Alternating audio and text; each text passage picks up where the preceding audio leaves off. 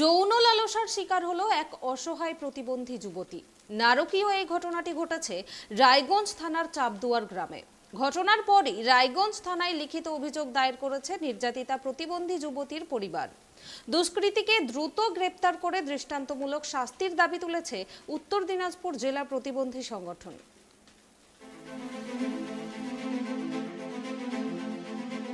বাতৃহারা প্রতিবন্ধী অসহায় এক যুবতীর বাবাকে নিয়েই সংসার। মানসিক প্রতিবন্ধী এমন একজন যুবতীকে যৌন লালসার শিকার বানালো প্রতিবেশী এক যুবক। শনিবার নক্কারজনক এমনই ঘটনা ঘটেছে রায়গঞ্জের চাপদুয়ারে। অভিযুক্ত যুবকের নাম অজয় বর্মন। প্রতিবন্ধী যুবতীর পাশেই বাড়ি অভিযুক্তের। জানা গিয়েছে, অজয়ের স্ত্রী ও সংসার থাকা সত্ত্বেও একাধিক মেয়ের সাথে সে এমন বর্বর কাণ্ড ঘটিয়েছে বলে অভিযোগ। গত শনিবার ফের এমন ঘটনা ঘটে ওই মানসিক প্রতিবন্ধী মেয়ের সাথে। শনিবার রাতে ঘরে ঢুকে মানসিক প্রতিবন্ধী যুবতীকে যৌন নির্যাতন করে বলে অভিযোগ। পরে মেয়েটির বাবা ও প্রতিবেশীরা ছুটে আসতেই পালিয়ে যায় অজয়। অজয়ের বিরুদ্ধে রায়গঞ্জ থানায় লিখিত অভিযোগ দায়ের করা হয়েছে।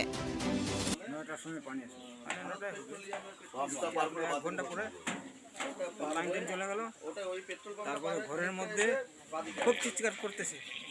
কে? আমার মেয়েটা। কি নাম ওর? মামুনি। হ্যাঁ, তারপরে চিৎকার করছে, তখন আমি ধাপে গেলাম। এটা আমার দরজাটা লাগা আছে, বললাম কি এটা খুলবি না? না, জল পড়তেছে উপর থেকে, খুব বৃষ্টি করতো না। বলছে কি মেয়েটা ঢুকছে বাবা। অজয় অজয় কোথায় বাড়ি? কোথায় বাড়ি? এইটা বাড়ি, এই যে পাশে শিবুর বেটা, ও হলো অজয়ের নাম। অজয় বর্মন ঢুকেছে ঘরে। ভিজে গেছে প্যান্ট ট্যান্ট, কালকে থানায় নিয়ে জামা টামা। মেয়ে কি বললো? মেয়ের উপর অত্যাচার করেছে? হ্যাঁ, অত্যাচার। ওই তো মুখে নষ্ট হয়ে গেছে, মুখে দেখেন কতগুলো নষ্ট। আপনারা থানায় অভিযোগ করেছেন? থানায় জানিয়েছেন? এই ঘটনায় চরম ক্ষোভ প্রকাশ করেছেন প্রতিবন্ধী সংগঠনের জেলা সম্পাদক উত্তম কুমার গুহ। ঘটনার তদন্ত শুরু করেছে পুলিশ। নারী সুরক্ষার দাবি জানিয়েছেন তারা। আমাদের এক প্রতিবন্ধী মানসিক প্রতিবন্ধী ধর্ষণ হয়েছে, এটা অমানবিক কাজ। মানসিক প্রতিবন্ধী যার বোধ শক্তি নাই তাকে ধর্ষণ করছে। তার প্রতিবাদে ওই ছেলের শাস্তির দাবিতে। কি নাম ছেলে?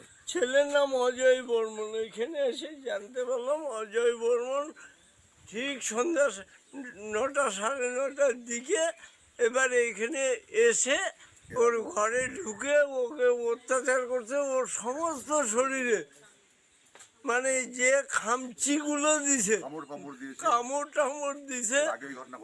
এর আগেও এই ঘটনা ঘটছিল, পাড়া প্রতিবেশী মিলে মিটাইছিল। এইবার যা ঘটনা ঘটছে এর পূর্ণাঙ্গ তদন্ত রিপোর্ট সহ আমরা এর পূর্ণাঙ্গ শাস্তি চাই। 2016 আইন 2013 সালে যে একটা বার্মা কমিশন বলে ভারত সরকার একটা কমিশন বসাইছে, সেই কমিশনের তদন্ত আমরা করেই ছাড়ব। অভিযুক্তের খোঁজে তল্লাশি চালানোর পাশাপাশি গোটা ঘটনার তদন্ত শুরু করেছে রায়গঞ্জ থানার পুলিশ। রায়গঞ্জ থেকে হীরক মুখার্জির রিপোর্ট, ট্রাইব টিভি।